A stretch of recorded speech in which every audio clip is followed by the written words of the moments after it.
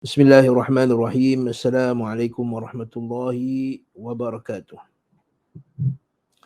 إن الحمد لله نحمده ونستعينه ونستغفره ونعوذ بالله من شرور أنفسنا ومن سيئات أعمالنا. من يهده الله فلا مضل له ومن يضلل فلا هادي له. وأشهد أن لا إله إلا الله وحده لا شريك له وأشهد أن محمدا عبده ورسوله. يا أيها الذين آمنوا اتقوا الله حق تقاته ولا تموتن إلا وأنتم مسلمون. يا أيها الناس اتقوا ربكم الذي خلقكم من نفس واحدة وخلق منها زوجها وبث منهما رجالا كثيرا ونساء. اتقوا الله الذي تساءلون به والأرحام إن الله كان عليكم رقيبا. يا أيها الذين آمنوا اتقوا الله وقولوا قولا سديدا يصلح لكم أعمالكم ويغفر لكم ذنوبكم ومن يطع الله ورسوله فقد فاز فوزا عظيما. أما بعد فإن أصدق الحديث كتاب الله وخير الهدي هدي محمد صلى الله عليه وسلم وشر الأمور محدثاتها وكل محدثة بدعة وكل بدعة ضلالة وكل ضلالة في النار. Tuan-tuan dan puan-puan rahimani wa rahimakumullahu jami'an. Ahlan wa sahlan wa marhaban bikum. Dalam majlis kita, majlis bacaan kitab Prinsip Dasar Islam berdasarkan Al-Quran dan sunnah yang sahihah, karangan Al-Ustaz Al-Fadil Yazid bin Abdul Qadir Jawas hafizahullah ta'ala, seorang da'i besar, da'i ahli sunnah yang senior, yang telah lama berjuang menyebarkan sunnah di bumi Nusantara ni, khususnya di Indonesia. Yazid anak murid kepada Syekh Muhammad bin Saleh Al-Uthaymin rahimahullah ta'ala, bahkan bermulazamah dengan Syekh lebih daripada hampir 10 tahun bermulazamah dengan Syekh Muhammad bin Saleh Al-Uthaymin, iaitu faqihuz zaman, anak Syekh besar, Syekh kabir, Syekh yang telah dianggap sebagai faqihuz zaman, faqih zaman ini. Okay. Tuan-tuan dan puan-puan rahimani wa rahimakumullah, kita pada kuliah lepas kita bincang masalah bid'ah, masalah yang kita katakan sensitif, namun tajuk yang tak boleh kita nak elakkan. Sebab apa? Kerana banyaknya dalil-dalil Al-Quran dan hadis Nabi SAW yang menceritakan berkenaan dengan masalah bid'ah ini. Maka tuan-tuan rahimani wa rahimakumullah, disambung bacaan kitab ini pada ucapan Ustaz Yazid, iaitu setiap bid'ah adalah kesesatan. Tak silap. Betul kan tuan-tuan? Muka surat 133.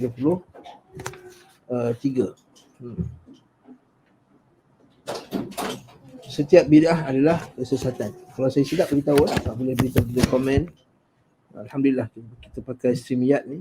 Siapa yang komen dekat Facebook pun saya boleh nampak dia punya apa dia, komentar dia punya komen dia. InsyaAllah. Okey. Jadi setiap bid'ah adalah kesesatan, kata Ustaz Yazid. Dan ini sebenarnya setiap bid'ah adalah kesesatan ni bukan ucapan Ustaz Yazid. Bukanlah Ustaz Yazid orang pertama yang menyebut benda ni. Yang menyebut perkara ini ialah Nabi Muhammad sallallahu alaihi wasallam dalam muqaddimah tadi, dalam khutbatul hajah. Nabi sallallahu alaihi wasallam menyebut kullu bid'atin dhalalah. Fa inna kulla muhdatsatin bid'ah, setiap benda yang baru dalam agama itu adalah bid'ah. Wa kullu bid'atin dhalalah, dan setiap bid'ah itu adalah sesat. Wa kullu dhalalatin finnar, dan setiap yang sesat itu tempatnya dalam neraka. Jadi ini ucapan Nabi SAW sendiri, bukan ucapan ustaz-ustaz kita, bukannya rekaan-rekaan. Jadi guru-guru kita ni hanya menyebut kembali apa yang disebutkan oleh Nabi Muhammad SAW.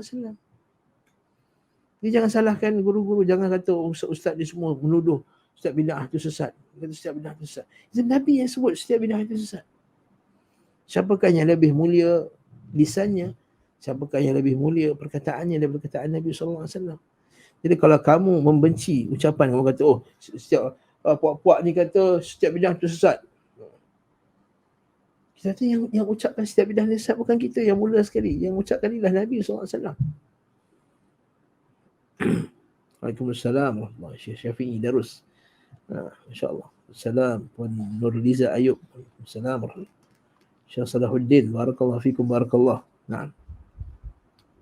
Ini yang ucapnya Nabi SAW. Dah bahkan bukannya Nabi SAW diucapkan juga oleh para sahabat. Seperti ucapan Ibnu Umar radhiyallahu anhu. Kullu bid'atin dalalah wa in ra'aha an-nas hasanah.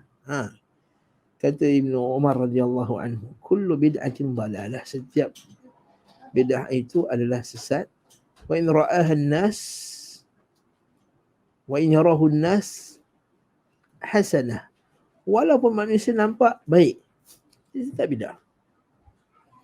Dan kita sebut dalam kuliah yang lepas bahawa yang dimaksudkan setiap bid'ah itu adalah sesat, iaitu bid'ah dalam agama. Cuma nanti insya-Allah di akhir bahagian ni kita akan bagi bawabit dia, kaedah-kaedah. Kita baca dulu kitab Ustaz Yazid ni sampai habis supaya kita memberikan hak yang sepatutnya pada kitab ni, dan baru kita bincangkan isu-isu yang berkait dengannya. Kadang-kadang ada orang kata, ustaz, kalaulah bid'ah berkait dengan agama, kenapa ada ustaz-ustaz yang kata menyambut tahun baru itu pun bid'ah, sedangkan tahun baru itu dia bukan masalah agama contohnya. Kan ada orang kata menyambut birthday.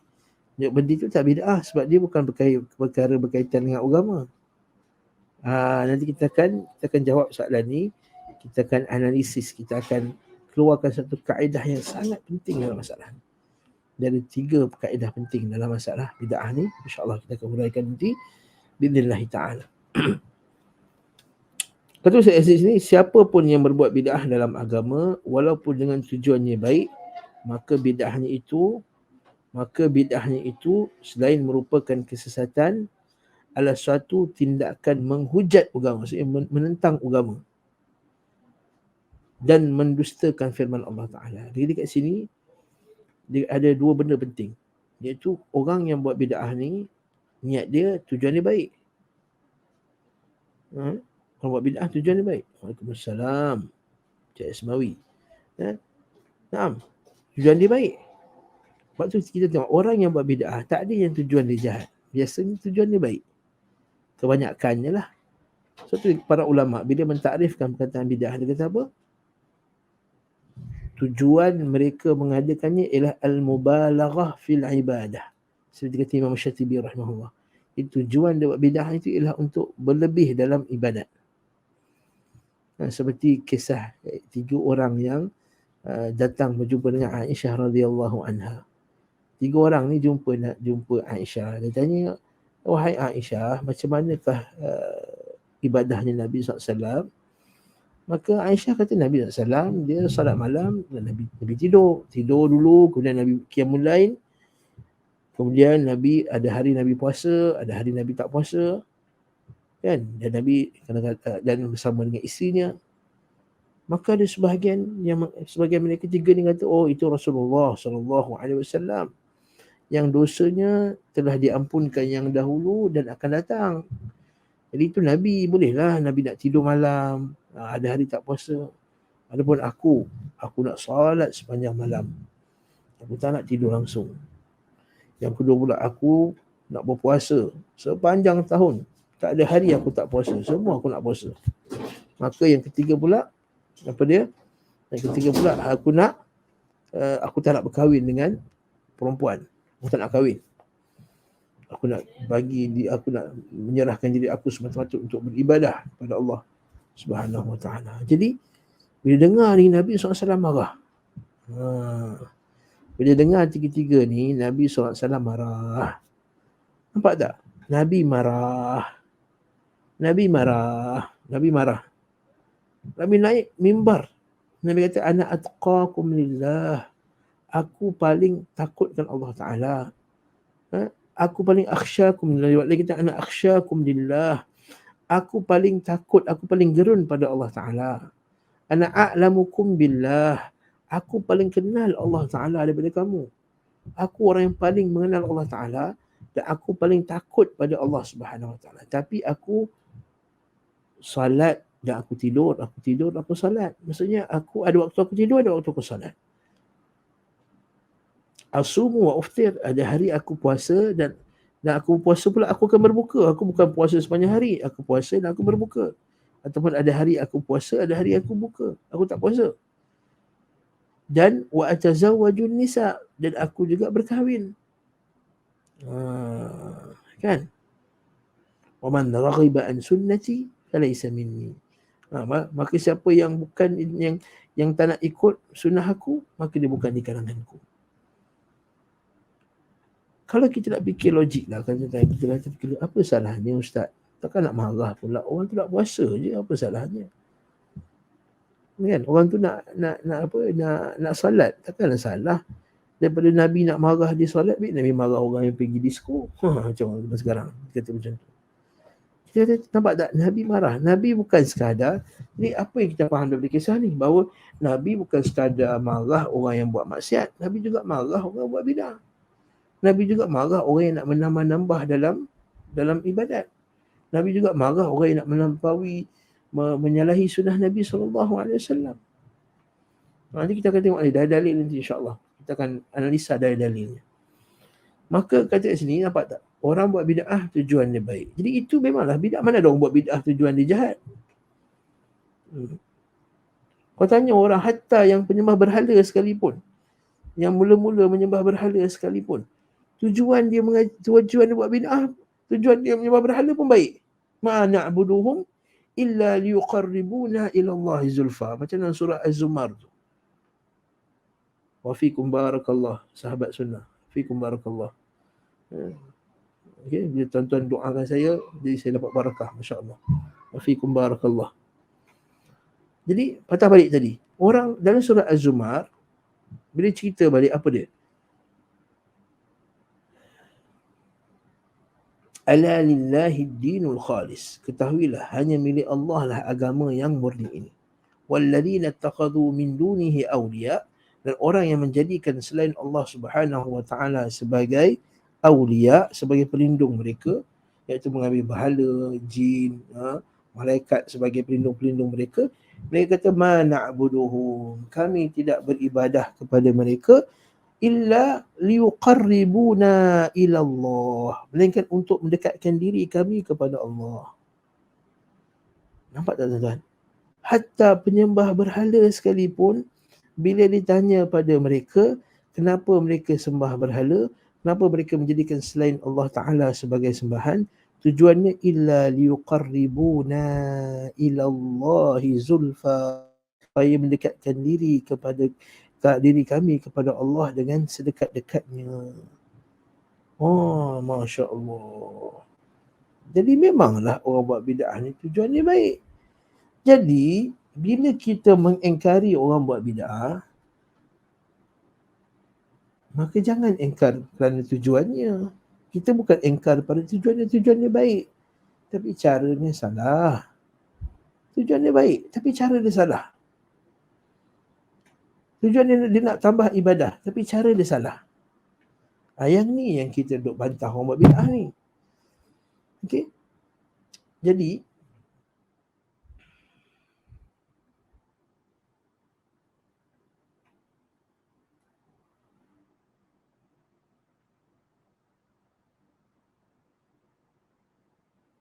nanti kita jawab soalan Puan Aini, insya-Allah kita akan jawab soalan nanti insya-Allah. Jadi bila orang buat bid'ah tu kita bantah, bukan kerana kita bantah niat dia nak mendekatkan diri kepada Allah.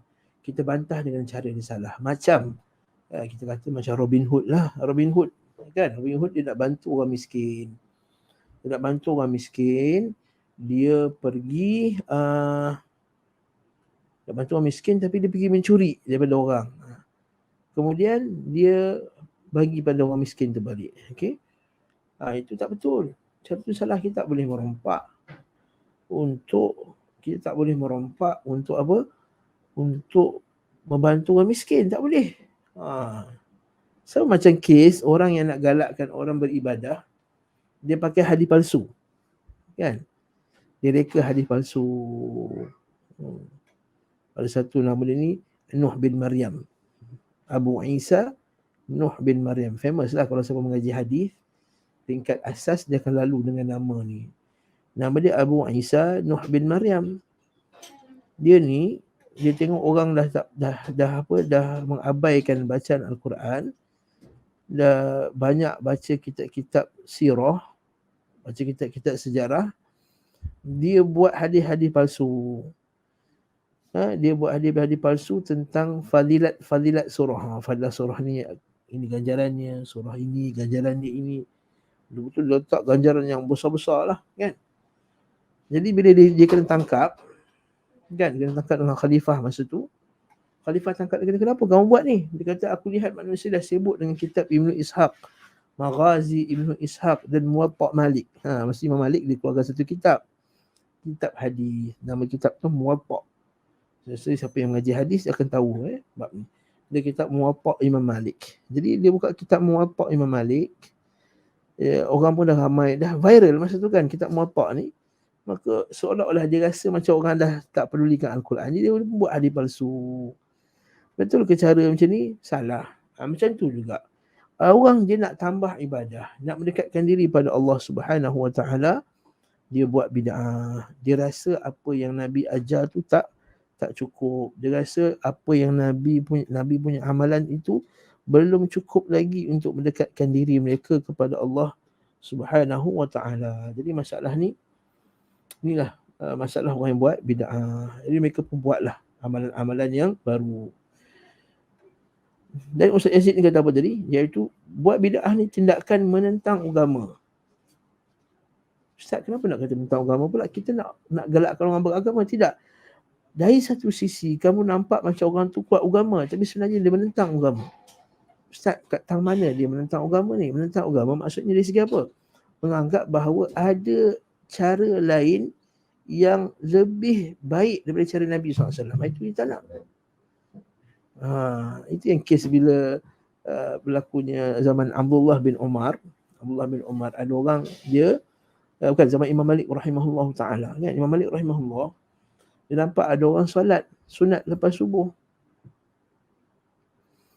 Kan ada orang solat sunat lepas solat subuh. Lalu dia halanglah orang tu solat sunat. Lalu dia tanya, orang tu kata, adakah kamu nak halang aku beribadah kepada Allah Ta'ala? Kau nak halang aku beribadah kepada Allah Ta'ala? Kata Imam Malik rahimahullah, aku bukan nak halang kamu beribadah kepada Allah Ta'ala, tapi aku nak menghalang engkau kerana menyalahi sunnah Nabi SAW. Nampak tak? Aku nak halang kau sebab engkau menyalahi sunnah Nabi SAW.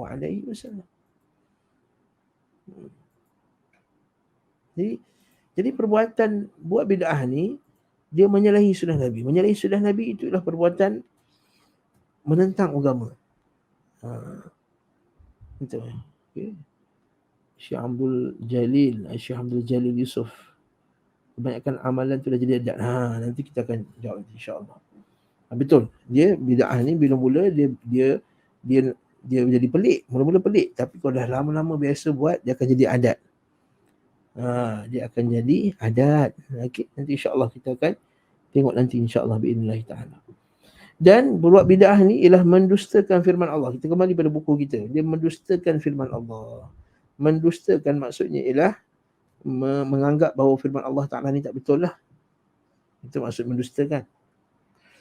Apa ayat tersebut? Iaitu al-yawma akmaltu lakum lah, yang kita baca hari itu.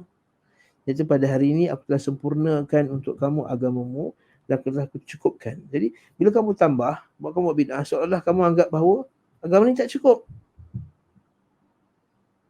Ini yang ucapan Imam Malik rahimahullah tu. Dia kata, man ibtada'a bid'atan yaraha hasanah faqad za'ama anna Muhammadan sallallahu alaihi wasallam khana risalah.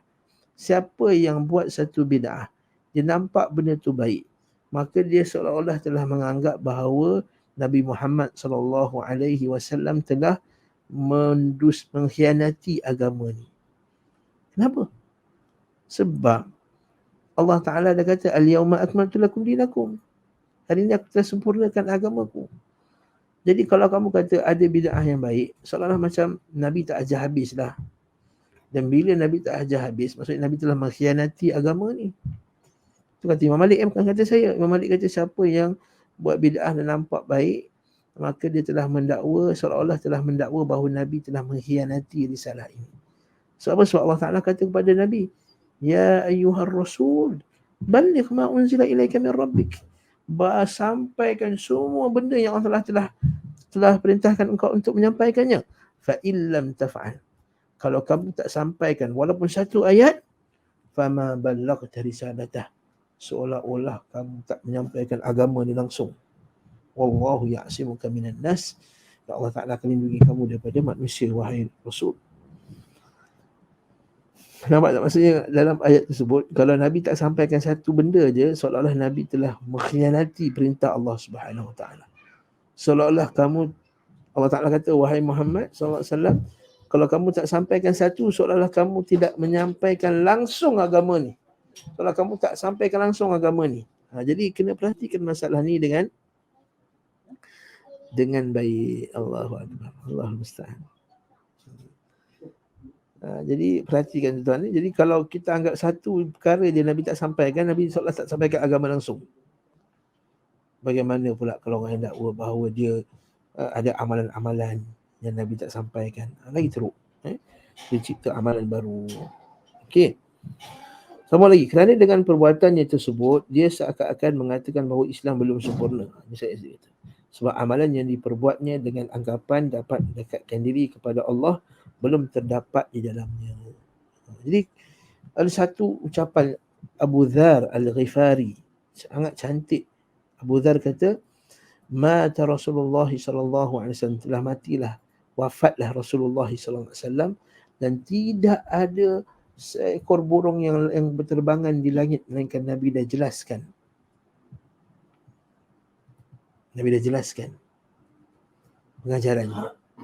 Dalam hadis lain pula Nabi SAW, Nabi kata, ma min nabiyyin ba'athahu Allah, tidak ada seorang nabi pun yang Allah Ta'ala utuskan, melainkan wajib ke atasnya ayyadulla ummatahu, untuk dia menunjukkan pada umatnya apa yang baik pada mereka, serta memberi amaran kepada umatnya apa yang buruk bagi mereka. Dari riwayat lain pula Nabi SAW kata, tidak ada sesuatu benda pun yang mendekatkan kamu kepada syurga. Ma min syai'in yuqarribukum ila al-jannah illa bayyantuhu lakum, melainkan aku telah menjelaskannya kepada kamu. Wa ma min syai'in yuqarribukum ila an-nar, dan tidak ada satu benda pun yang mendekatkan kamu kepada neraka illa hadzartukum minhu, melainkan aku telah memberi amaran kepada kamu agar kamu menjauhinya. Maksudnya hadis kata apa? Tidak ada benda yang mendekatkan kamu kepada syurga, Nabi dah jelaskan dah. Tidak ada benda yang Nabi tak jelaskan, perkara yang mendekatkan kamu kepada syurga. Dan tidak ada benda yang mendekatkan kamu kepada neraka, melainkan Nabi dah bagi ancaman dah. Jangan buat benda ni. Okey, baik. Barakallahu fiik. Nah, sangat menghairankan orang yang melakukan bid'ah berkenaan dengan zat, asma' dan sifat Allah. Ini bid'ah dalam bab apa ni? Bid'ah dalam bab akidah. Bid'ah dalam bab zat. Itu zat Allah, asma' dan sifat Allah. Jadi kat sini seolah kita kena faham bahawa bid'ah itu bukan hanya berlaku dalam bab amalan. Okey. Tetapi bid'ah yang lebih besar lagi, yang lebih bahaya, iaitu bid'ah dari segi akidah. Dan tidak ada satu bid'ah yang dari segi amalan, melainkan dia puncanya daripada bid'ah dari segi akidah ni. Bid'ah dari segi akidah ni. Baik. Contohnya, orang yang sangat menghairankan, orang yang melakukan bid'ah berkenaan zat, asma' dan sifat Allah, yang tidak pernah dilakukan oleh ulama salaf. Ia mengatakan bahawa tujuannya adalah untuk mengagungkan dan mensucikan Allah, serta untuk menturuti firman Allah Ta'ala, serta untuk ikut firman Allah Ta'ala, فَلَا تَجْعَلُوا لِلَّهِ أَنْدَادًا وَأَنْتُمْ تَعْلَمُونَ. Kerana itu janganlah kamu menjadikan sekutu bagi Allah sedangkan kamu mengetahuinya. Okey.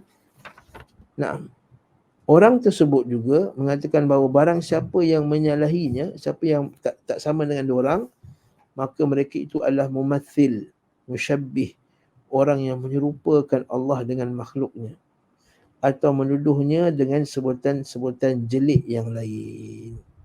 Apa isu ni, perenggan ni? Okey. Bagi yang pertama kali dengar, mungkin dia kata, apa benda ni Ustaz? Apa masalah dengan zat asma' dan sifat Allah Ta'ala ni? Dia macam ni, tuan-tuan Allah. Dia ada isu dalam akidah. Ada isu dalam akidah kita ni, iaitu isu yang besar, iaitu beriman dengan nama-nama dan sifat Allah Subhanahu wa Ta'ala. Beriman dengan nama-nama dan sifat Allah Subhanahu wa Ta'ala. Okey. Ahli sunnah,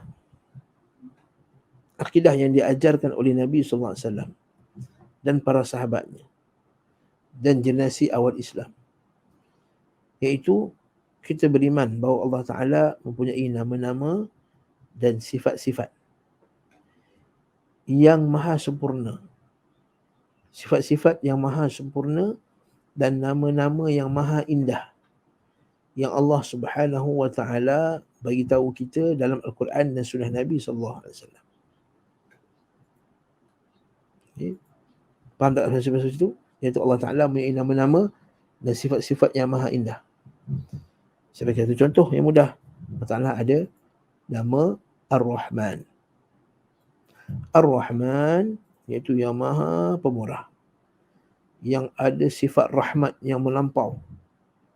Rahman tu yang sifat rahmat yang sangat banyak. Rahman, boleh campur je perkataan alif nun kat belakang, Rahman, maksudnya yang melampau-lampau sifat rahmatnya. Sangat-sangat lampau sifat rahmatnya. Okey.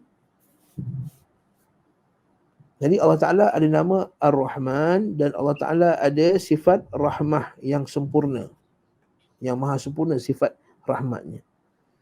Okey. Dan Allah Ta'ala juga ada Ar-Rahim, sifat kasih sayang. Rahim, sifat kasih sayang, sifat rahmat juga. Maka ada sekelompok orang yang buat bid'ah dalam masalah sifat ni. Dia kata apa? Kita tak boleh kata Allah Ta'ala ada sifat kasih sayang. Sebab sifat kasih itu ialah sifat manusia, dia kata. Dia kata sifat kasih itu sifat manusia. Jadi kalau kamu kata Allah Ta'ala ada sifat kasih, kasihan, maka kamu samakan Allah dengan manusia. Ini bid'ah ni. Lalu dia buat ayat Quran yang bawah tadi, maksud 173 tadi, fala taj'alu lillahi andadan. Jangan kamu jadikan bagi Allah Ta'ala itu ada sekutu.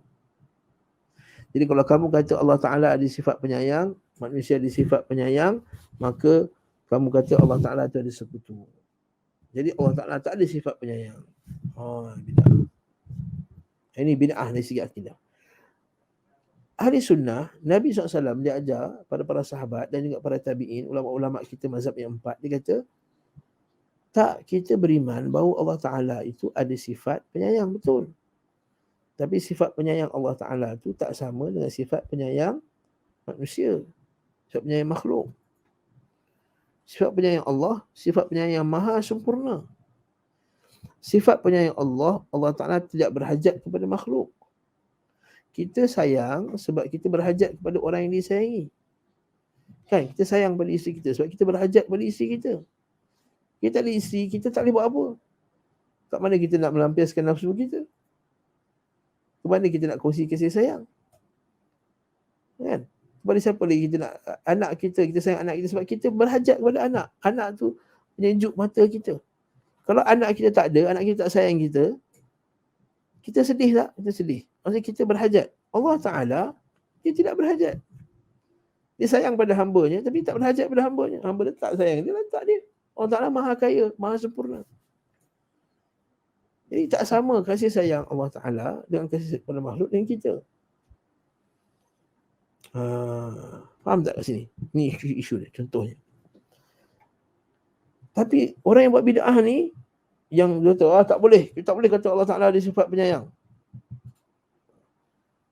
Dia buat apa? Dia tuduh pula orang yang kata Allah Ta'ala penyayang, dia kata musyabbih, mumathil. Tadi ni. Dia tuduh sebagai apa? Orang yang menyerupakan Allah dengan makhluk. Oh, korang ni puak-puak musyabbih. Korang ni puak-puak mumathil. Korang ni mentashbihkan Allah Subhanahu Wa Ta'ala. Korang ni samakan Allah dengan makhluk. Korang ni sesat.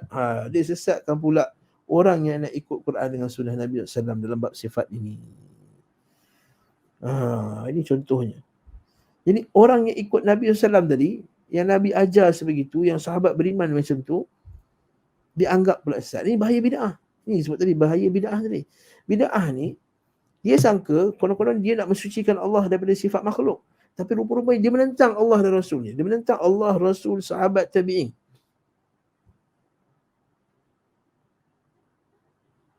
Akhirnya dia anggap orang yang pegang Quran dengan sunnah, yang kata Allah Ta'ala Maha Penyayang tu, sebagai orang yang sesat. Terbalik pula.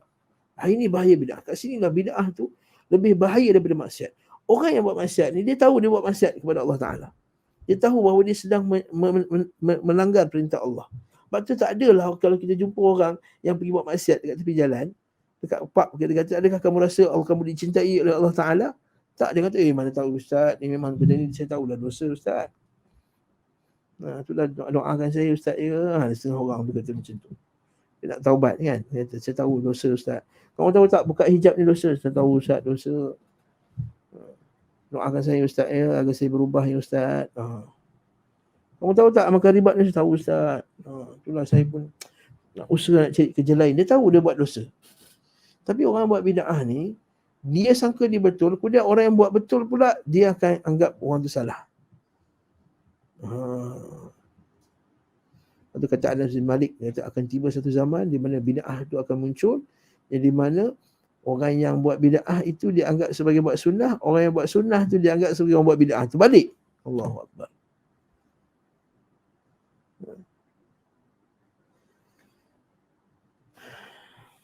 Itu satu contoh.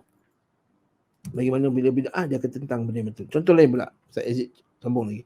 Ada lagi orang yang melakukan bid'ah dalam agama Allah Azza wa Jalla berkenaan dengan peribadi Rasulullah sallallahu alaihi wasallam. Bid'ah apa pula berkenaan dengan peribadi Rasulullah sallallahu alaihi wasallam? Okey. Iaitu apa dia? Dia konon-kononnya dia kata dia sayang Rasulullah. Kemudian dia buat apa? Dia mencipta nasyid atau puji-pujian yang melampaui batas Nabi sallallahu alaihi wasallam. Melampaui batas. Seperti kata, ya Rasulullah, di tanganmu segala urusan. Dia minta tolong, ya Rasulullah, madad ya Rasulullah, bantulah kami ya Rasulullah, selamatkan kami ya Rasulullah. Dia melampaui batas.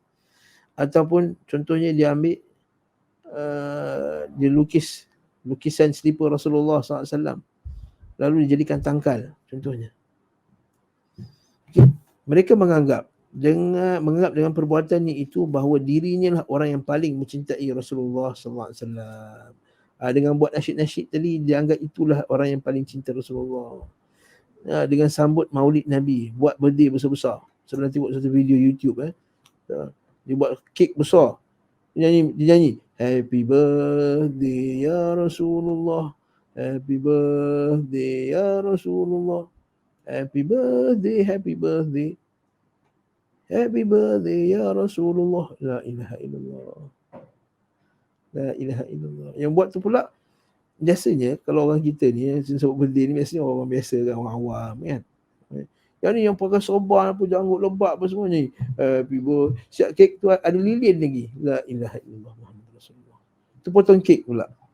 Allah musta'an. Bila dia buat benda tu, dia sangka dia sedang mencintai, dia lah orang paling cinta Rasulullah. Orang yang tak buat tu, dia anggap apalah korang ni tak sayang Rasulullah. Di Indonesia, minta maaf saya sebut kan, sebagainya, buat sambutan Maulid Nabi. Dia panggil budak-budak perempuan, remaja-remaja perempuan berjoget. Kena keting, joget dekat depan tu. Bernasyid. Yang umur-umur mereka tu dah umur baligh. Allahu Akbar. Buat tarian gelik pula. Tak tengok, cuba tengok. Dalam YouTube tu, video tu. Di setengah negeri, di Indonesia. Joget. Maulid Nabi, kan? Pula ada pula buat lagi nasyid-nasyid tu pula dalam bentuk lagu sebenarnya terdengar sekali ya. Lagu Nirvana. Zaman-zaman kita jahiliah dulu, kita pun adalah juga terdengar lagu macam ni kan. Salli ala Muhammad, Allahumma salli ala Muhammad, sallallahu ala Muhammad. Nyanyi lagu Nirvana, dijadikan selawat Nabi dalam bentuk lagu Nirvana. Allahul musta'an. Dia kata itu sayang Rasulullah. Jadi bila kita lawan, dia kata macam ni ke sayang Rasulullah? Dengan buat nasyid-nasyid, buat lagu-lagu, buat konsert-konsert campur lagi perempuan apa semua. Dia kata begini sayang Rasulullah. Bila kita kata sahabat Nabi SAW sayang Rasulullah SAW juga, sayang Nabi, lebih sayang daripada sayang kamu lagi. Tapi bila kita buat pun konsert sayang Nabi, konsert cinta Nabi. Zaman jahiliah tak ada konsert ke? Zaman jahiliah ada konsert. Apa tak ada pula?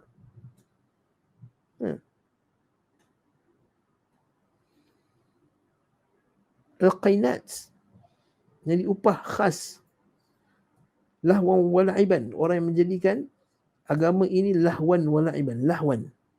Wa minan nasi man yashtari lahwal hadith, di antara manusia ini yang membeli ucapan-ucapan yang sia-sia untuk menyesatkan manusia. Kata Ibnu Mas'ud, iaitu ucapan yang sia-sia ni, demi Allah dia adalah muzik. Demi Allah dia adalah muzik. Demi Allah dia adalah muzik. Maksudnya apa? Dalam kitab tafsir disebut bahawa orang musyrikin dahulu, apabila Nabi SAW nak berdakwah, orang musyrikin ni akan mengupah wanita-wanita penyanyi, buat konsert. Bila Nabi nak start dakwah, nak bagi ceramah ni, dia akan buat konsert kat luar sana. Jadi orang lebih suka dengar konsert daripada dengar kuliah. Nah, jadi kalau kamu kata, zaman Nabi tak ada konsert, zaman Nabi tak ada konsert dah. Jadi kamu buat perbuatan-perbuatan nak memalingkan manusia daripada ikut cinta Nabi yang sebenar macam yang diajarkan oleh sahabat radhiyallahu ta'ala anhum ajma'in. Jadi barang siapa yang tidak berbuat yang sama seperti mereka, maka dia adalah orang yang membenci Rasulullah. Nampak tak? Siapa tak sambut Maulid Nabi, dia benci Rasulullah. Arab Saudi benci Rasulullah sebab tak sambut Maulid Nabi. Ini dia punya kempen dia orang. Atau menuduhnya dengan sebutan-sebutan jelik lainnya yang biasa mereka pergunakan terhadap orang yang menolak bid'ah mereka. Dia akan bagi tuduhan-tuduhan yang jelik, tuduhan yang buruk.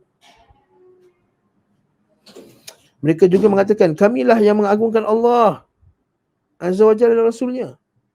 Padahal dengan bid'ah yang mereka lakukan, mereka sebenarnya bertindak lancang terhadap Allah dan Rasulnya. Mereka buat sebenarnya mereka menentang Allah dan Rasulnya. Nabi SAW larang muzik, dia gunakan muzik. Kan? Nabi kata, sayakunu fi ummati, akan ada pada umatku nanti, man yastahilluna al-hira wal harira wal ma'azif. Ada di antara umatku nanti dia akan menghalalkan hira, iaitu apa dia? Zina. Wal harira, dan kain sutera bagi lelaki. Wal ma'azif, dan alat-alat muzik. Alat-alat muzik. Wal ma'azif. Nabi kata dalam hadis lain, sayakunu fi ummati al-khasfu wal maskhu wal qadhfu. Mata dhalika ya Rasulullah idza dhaharatil qainat wa syuribatil khumur. Akan berlaku pada umatku nanti al-maskhu, iaitu manusia berubah wajah menjadi kera dan babi. Wal qadhfu, mereka akan dilempar dengan batu. Wal khasfu, dan akan berlaku tanah runtuh. Mata dhalika ya Rasulullah, bilakah berlaku itu ya Rasulullah? Nabi kata, idza dhaharatil qainat, bila banyaknya wanita-wanita penyanyi, wa syuribatil khumur, dan wanita-wanita banyaknya arak diminum. Tiba-tiba bila maulid sambutan maulid Nabi SAW, mereka suruh budak-budak wanita-wanita menyanyi, berjoget di hadapan orang ramai.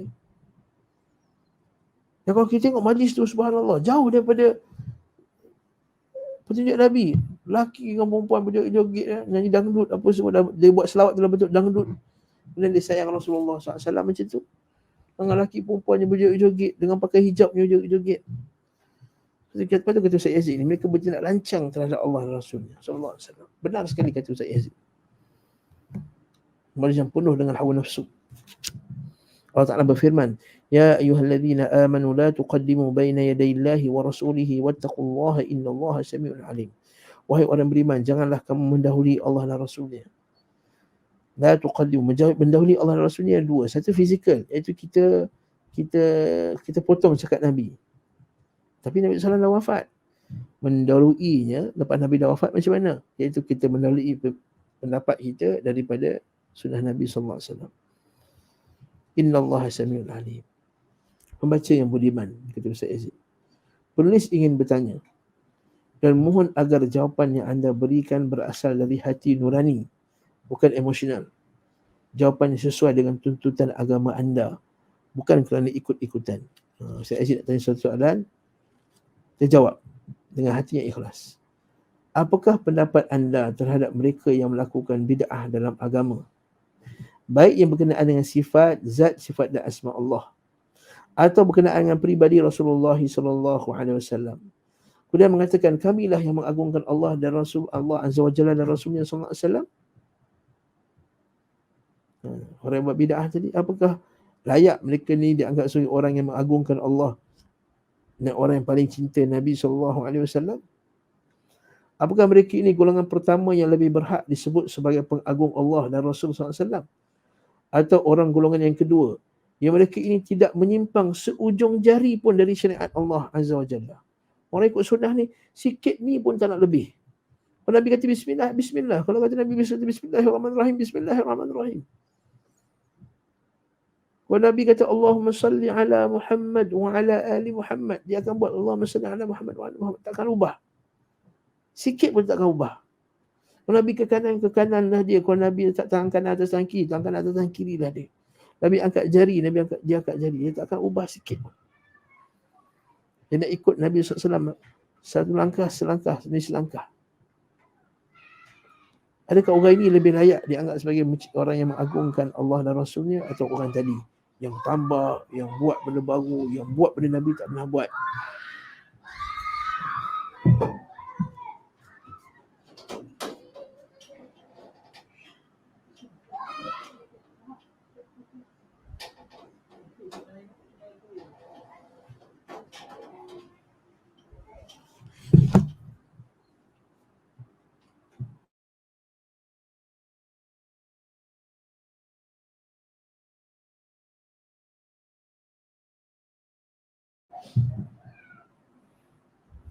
Nah.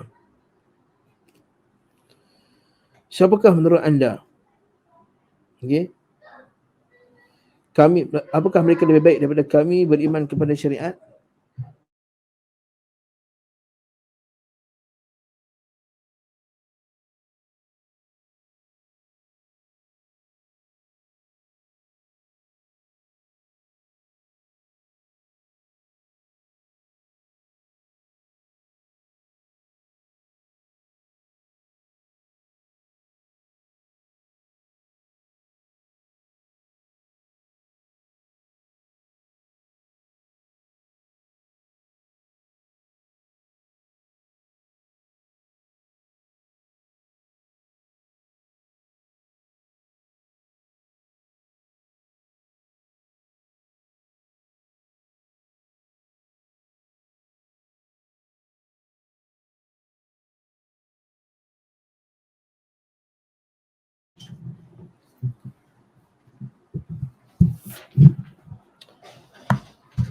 Ini sama lagi tadi kata Ustaz Yazid. Apakah orang yang buat golongan yang pertama tadi, yang membuat benda-benda yang baru tadi, apakah mereka lebih layak dapat gelaran orang yang mengagungkan Allah Ta'ala daripada orang yang berkata kami beriman kepada syariat Allah yang dibawa oleh Nabi Muhammad SAW. Kami mempercayai apa yang diberitakan. Kami patuh dan tunduk terhadap perintah dan larangan. Kami menolak apa yang tidak ada dalam syariat. Sebab ni, tidak patut bagi kami membuat lancang terhadap Allah Azza wa Jalla dan Rasulnya SAW, atau mengatakan dalam agama Allah apa yang tidak termasuk ajarannya. Siapa lagi yang mengagungkan? Kita ni kalau kita agungkan seseorang, kita akan tambah dan pokok tambah. Kan? Contohnya kalau kita bagi contoh mudah lah. Kalau kita ini resepi turun-temurun. Ketika tuan-tuan mewarisi satu resepi keluarga. Kita katalah orang perak rendang tok contohnya. Rendang tok daripada opah yang ajar dulu. Kemudian adalah adik-beradik kita kata kita buat, kita tambah sikit lah bang, kita ubah sikit sesuai dengan kita punya cita rasa. Kita tambah buat rendang tok cheese. Contohnya. Rendang cheese. Contohnya. Cheese keju. Dia buat, dia tambah. Pasti akan ada orang yang bantah punya. Tak boleh ubah. Bahkan kadang-kadang kita tengok kan orang kampung tu kata bekas cara periuk dia masak tu kena pakai periuk yang lama tu, tak boleh pakai periuk mana moden ni. Ada sebahagian tu pula punya dia nak original, dia kena pakai kayu api pula tu. Allahu akbar. Macam mana dibuat oleh atuk dulu macam tu cara dia, original tu, ori dia kata. Dalam bab makanan, dalam bab pakaian, tak nak pula tukar tambah. Tak boleh kalau kita tukar tambah, kita tidak memelihara yang asli. Kenapa dalam bab agama kamu tak berfikiran macam tu? Selawat Nabi SAW, ada selawat tafrijiyah, ada selawat nariyah, ada selawat syifa, ada semua ada belakang tu. Okey. Selawat munjiyah yang tak ada diajar oleh Nabi SAW, tidak juga sahabatnya. Dan yang peliknya pernah berlaku bila kita kata selawat lah macam cara Nabi selawat. Selawat Ibrahimiyah ke atau selawat yang para sahabat pakai. Kata ini ada kelompok-kelompok kaum muda ni. Nak selawat Nabi pun tak boleh. Kita bukan selawat Nabi tak boleh.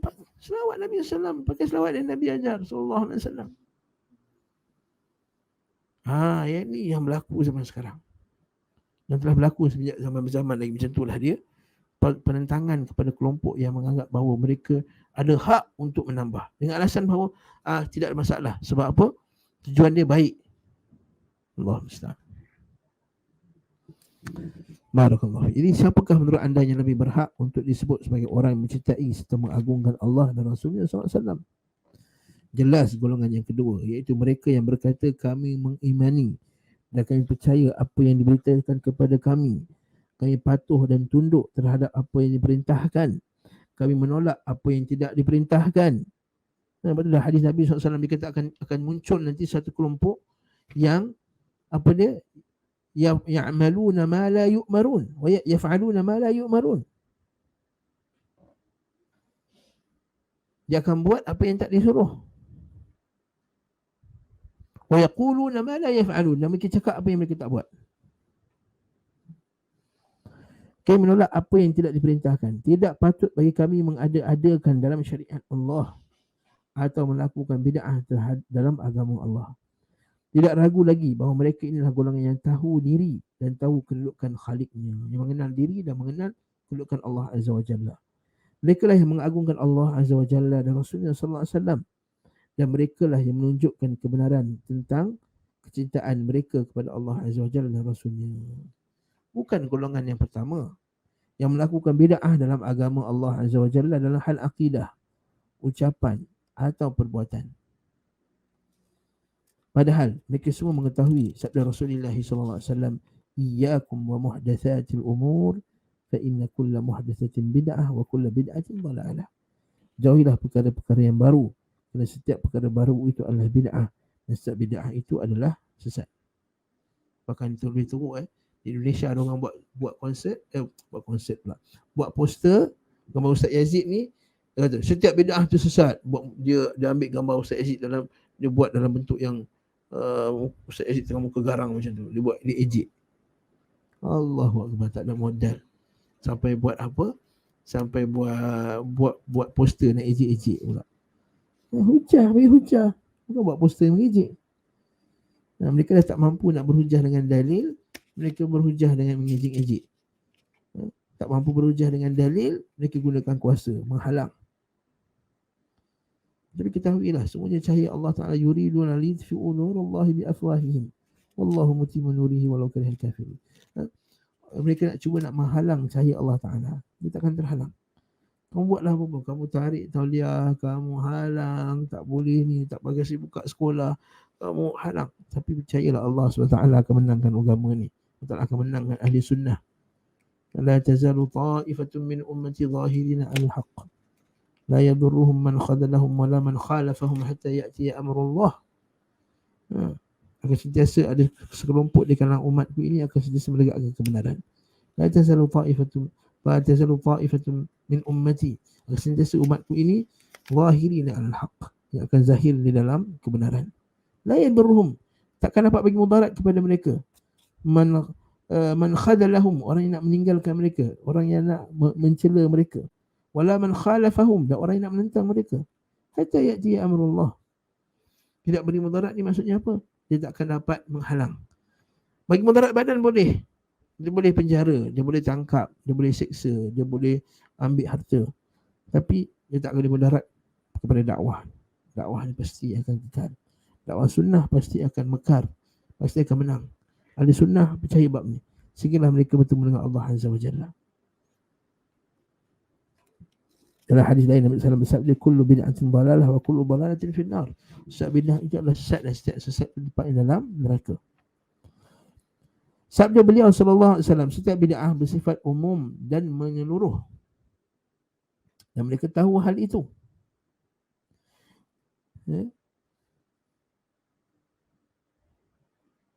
Rasulullah SAW yang menyampaikan maklumat umum ini tahu akan konotasi apa yang disampaikannya. Dia kata, habis tu kalau Allah Ta'ala kata dalam Quran, kullu man 'alaiha fan, maka setiap benda dalam dunia ini akan binasa. Jadi Allah pun binasa lah. Kita, ya akhi, apa hujah lekeh ni, kita kata. Allah Ta'ala kata, wa yabqa wajhu rabbika dhul jalali wal ikram. Wa yabqa wajhu rabbika dhul jalali wal ikram. Akan kekallah wajah Tuhanmu. Masih Allah Ta'ala dah buat pengecualian. Sekarang ni, bila Nabi kata semua bid'ah adalah sesat, ada tak bid'ah yang Nabi kecualikan? Ada tak bid'ah yang Nabi kata setiap bid'ah adalah sesat kecuali? Bila kamu pakai dalil bahawa Allah Ta'ala berfirman dalam Quran, setiap di muka bumi ini akan binasa, jadi kamu kata, kalau macam tu Nabi pun Allah Ta'ala berbinasa. Tak, Allah Ta'ala kecualikan dirinya. Wa yabqa wajhu rabbik, dan kekallah wajah Allah Ta'ala, itu Allah Ta'ala sendiri. Al-jalali wal ikram.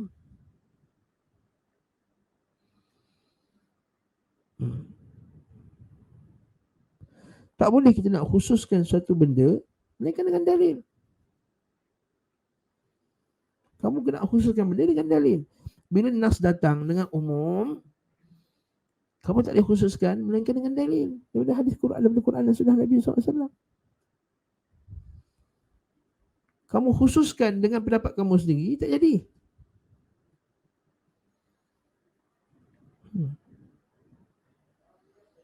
Nabi kata, kullu muskirin khamr, setiap mabukkan itu arak. Kecuali arak daripada, kamu boleh kecualikan? Tak boleh. Dia kata setiap mabukkan itu adalah arak. Jadi setiap yang memabukkan dia arak.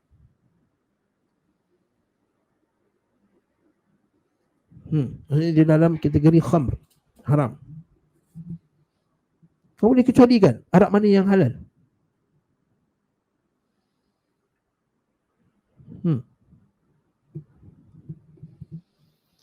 Kullu nafsin dha'iqatul maut, setiap jiwa akan rasa kematian.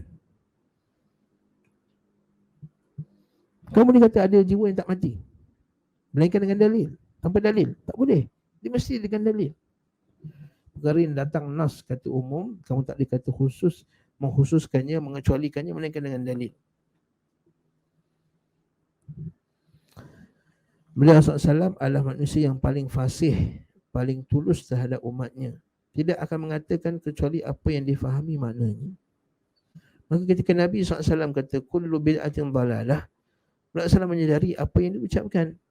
mengerti yang betul akan maknanya. Dan ucapan ini timbul dari beliau SAW kerana beliau benar-benar tulus terhadap umatnya. Jadi kalau kamu kata, oh Nabi tak maksudkan demikian, jadi kamu lebih faham maksud Nabi SAW daripada para sahabat. Kalau tak boleh, kita tak boleh pegang ayat ni secara umum, nanti kita akan tersesat.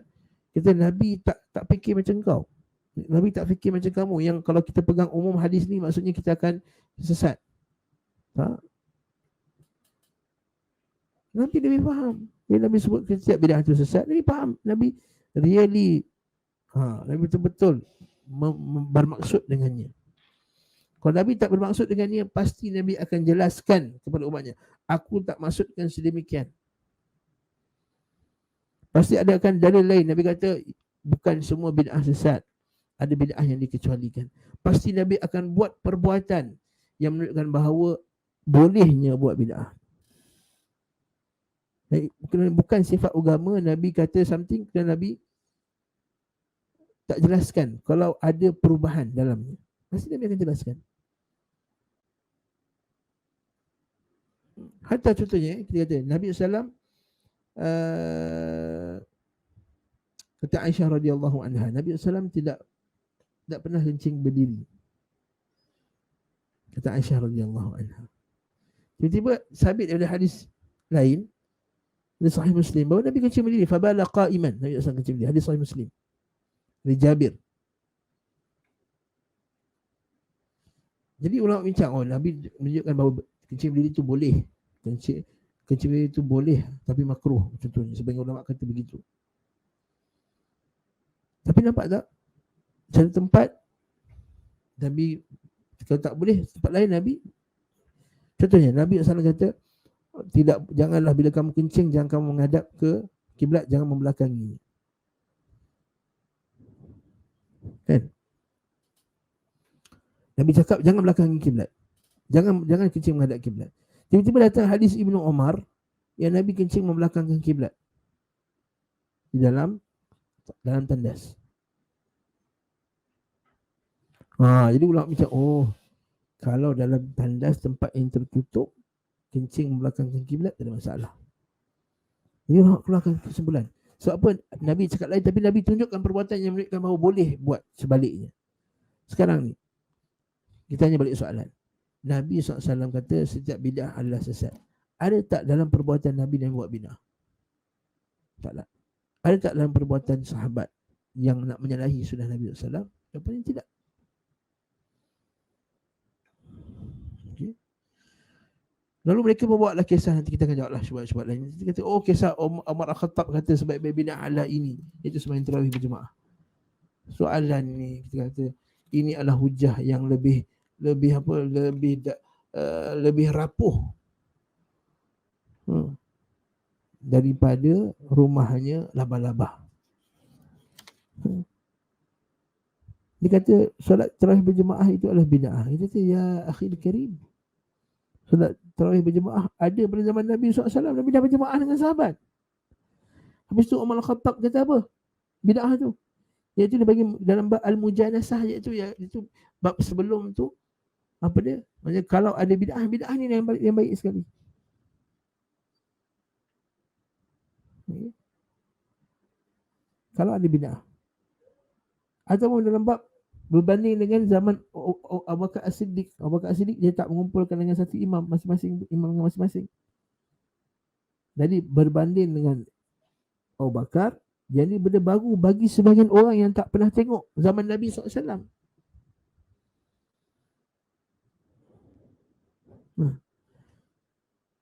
Yang ketiga, kita boleh kata ini adalah bid'ah dalam bab bahasa. Itu benda baru dari segi bahasa. Tapi Umar Al-Khattab tidak maksudkan. Dalilnya, Umar Al-Khattab yang kata sebaik-baik bid'ah itu, dia lah yang pergi pukul tangan orang yang berpuasa pada bulan Rejab kerana mengagungkan bulan Rejab. Ar-Rajabiyun.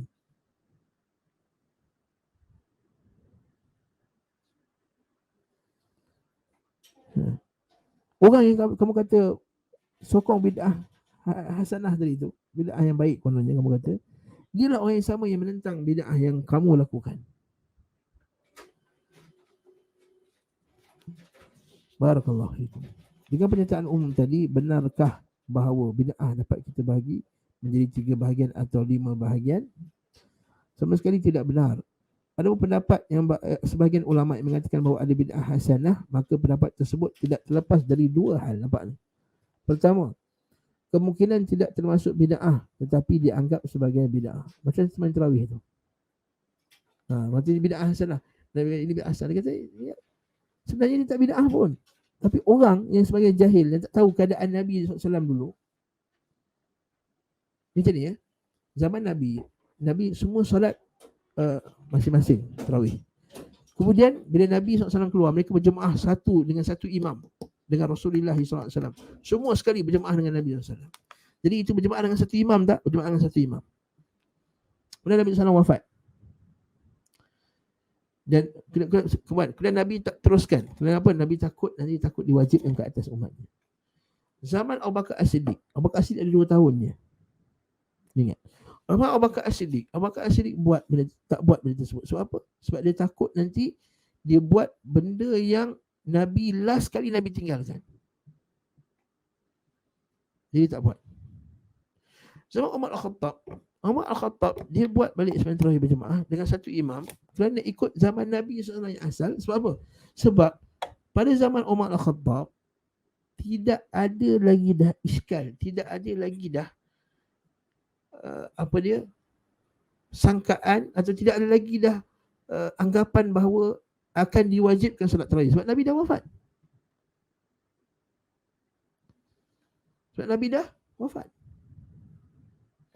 Dan tidak boleh dianggap wajib sebab Abu Bakar As-Siddiq pun tak buat. Jadi anggapan bahawa benda itu dah wajib hilang. Lepas tu Umar Khattab kembali mengumpulkan dengan satu imam. Yang kedua, tak ada sahabat yang menentangnya. Tak ada seorang pun sahabat yang menentang Umar Khattab. Kata apa Umar Khattab ni buat bid'ah? Tak ada. Tak ada siapa kata Umar Khattab buat bid'ah apa ni Umar Khattab. Tak ada pun.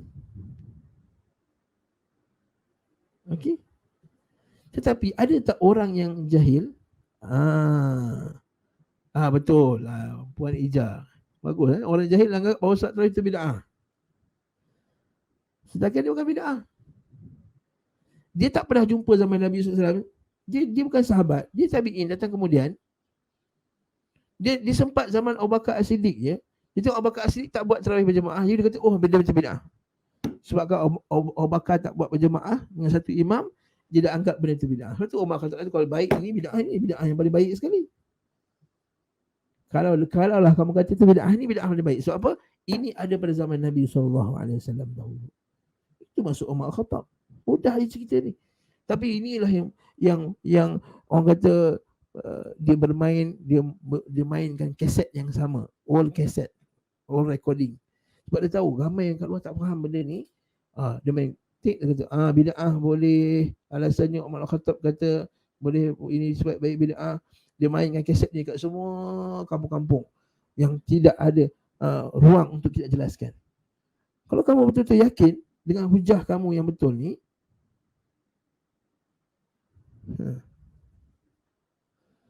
kalau kamu yakin dengan hujah kamu ni, bagilah kami peluang untuk jelaskan ke orang kampung. Ini tak nak. Bila kita nak jelaskan, dia tak kasih tauliah. Kalau kamu yakin hujah kamu tu kuat, baik kami jelaskan.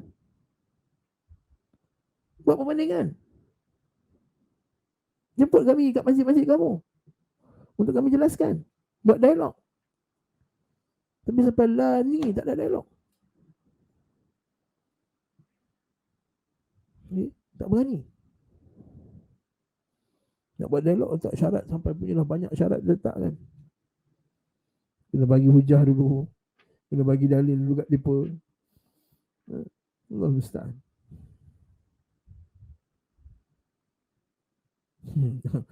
Syekh Salahuddin kata, Ustaz, ada ustaz kalau faham kata, lakukan bid'ah hasanah ala sunnah, la haula wala quwwata. Bid'ah hasanah ala sunnah. Menolak bid'ah hasanah ala bid'ah. Dalil bahawa sebenarnya bid'ah ni tak bagus. walaupun hasanah. Cuba kalau kita panggil ustaz ahli bid'ah hasanah, mereka redha tak dengan panggilan tersebut? Bid'ah tu lah perkataan tak baik, tapi dia kata ada bid'ah hasanah. Okey, kita panggil dia.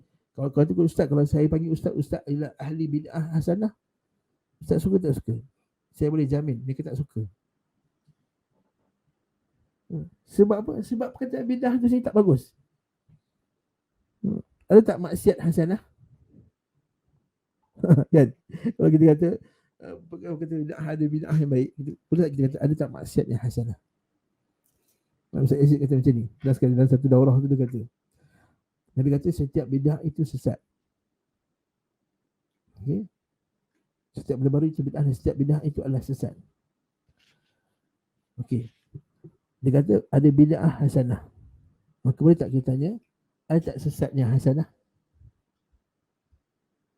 Seorang kamu kata ada bid'ah yang hasanah kan? Dan Nabi kata setiap baru adalah bid'ah. Setiap bid'ah itu adalah sesat. Dan setiap bid'ah adalah sesat. Ya, maka kita tanya balik, ada tak yang sesat yang hasanah? Adakah sesat yang hasanah? Allah musta'an. Jawapan tak ada. Itu sudah cukup untuk mengatakan bahawa hujah mereka ni tak sahih. Yang kedua, kemungkinan bid'ah hasanah itu ialah kemungkinan termasuk bid'ah yang tentu saja buruk, tetapi mereka tidak mengetahui keburukannya. Jadi setiap perkara yang dianggapnya sebagai bid'ah hasanah, maka jawapannya adalah demikian tadi. Dengan demikian, tidak ada jalan bagi ahli bid'ah untuk menjadikan suatu bid'ah mereka sebagai bid'ah hasanah. Kerana kita telah mempunyai senjata ampuh dari Rasulullah SAW, iaitu ampuh yang kukuh bahawa Nabi kata kullu bid'atin dalalah, dan setiap bid'ah adalah sesat. Senjata ini bukan dibuat sebab sembarangan pabrik. Dia buat bukan orang biasa-biasa buat, melainkan datang daripada Nabi SAW dan dibuat sedemikian sempurna. Maka barang siapa yang memegang senjata ini tidak akan dapat dilawan oleh siapa pun dengan bid'ah yang dikatakannya sebagai hasanah, sementara Rasulullah SAW telah menyatakan bahawa setiap bid'ah adalah sesat. Sahabat Abdullah bin Umar berkata, ini saya sebut tadi, kullu bid'atin dalalah wa in ra'aha an-nasu hasanah, setiap bid'ah itu adalah sesat meskipun manusia memandangnya baik. Allahu akbar. Tuan-tuan, kita stop kat sini dulu. Okey. InsyaAllah minggu depan kita akan tengok hadis-hadis berkenaan dengan kesempurnaan Islam dan juga dalil berkenaan dengan celaan terhadap bid'ah. Masya-Allah Ustaz Yazid sebab dia tahu dalam bab bid'ah ni banyak orang yang menentang. Jadi bab ni Ustaz Yazid yang bawa banyak dalil. Sampai ke ada 12 dalil. Kan? 12 dalil tentang tak boleh buat bid'ah. Okay. Ini baru dari hadis pun lagi, ini belum lagi kita ambil ucapan-ucapan daripada apa? Daripada salah. Barakallahu fiikum. Nah, kita tengok soalan-soalan tadi yang sahabat-sahabat kita tanya tadi. Assalamualaikum Ustaz, Puan Aimin. Bolehkah video tadabbur kelas seperti Ustaz Muin dituntun dalam majlis makan-makan di rumah untuk dakwah agar nama Allah didengari dan elak kita mengumpat ketika boleh? Bagus. Tengah berkumpul ahli keluarga, pasang video ceramah-ceramah Ustaz Sunnah. Ada masalah, bagus. Cuma kalau ada orang mengumpat, kita kena cakap benda tu mengumpat. Kita tak boleh kata saya dah pasang video dah, jadi kalau dia mengumpat itu bukan tak, jadi bukan salah saya lagi dah. Tak. Kita pasang video juga, tapi kalau dengan orang mengumpat, kita kena cakap ada ni mengumpat ni, tak boleh. Kan? Kita kena halang. Al-amru bil ma'ruf wan nahy anil munkar. Okey. Selalu Ustaz, kebanyakan amalan itu dah jadi adat. Betul, sahih. Sehingga dah jadi adat. Lepas tu Nabi seperti kata Ibnu Mas'ud, apakah pendapat kamu nanti apabila bila bid'ah itu tersebar, di mana yang orang muda menjadi tua dengan bid'ah tadi, dan orang dewasa pula dah jadi beruban dengan bid'ah itu tadi. Yang baik dianggap jahat, jahat dianggap baik. Yang khianat dianggap amanah, yang amanah dianggap khianat. Dan orang tanya kata, ya Rasulullah, bilakah bila itu akan berlaku? Bila bila dan akan banyaknya ruwaibidah lah. Akan banyaknya orang jahil bercakap ruwaibidah.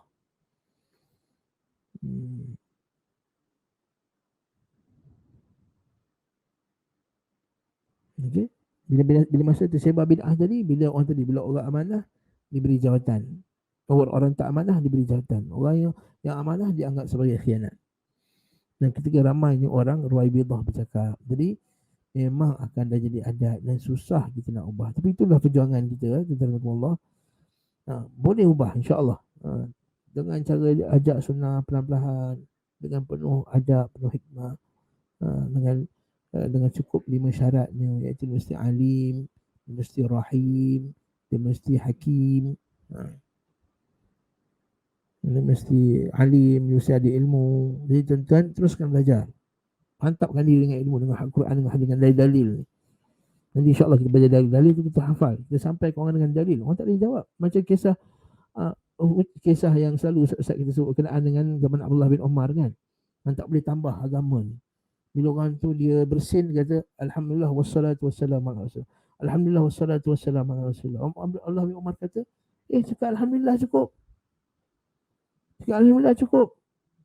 Begini Nabi kami ajarkan kami, Alhamdulillah wassalatu, Alhamdulillah cukup.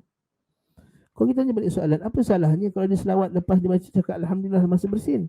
Berdosa ke? Tak berdosa. Tapi Allah bin Umar kata apa? Nabi ajar macam ni, berhenti kat situ je. Dah jangan lebih. Begitulah dia. Nak sebut selawat tempat lain selain daripada bersin tu tadi. InsyaAllah kaedah ni kita akan sebut nanti. Billahi ta'ala.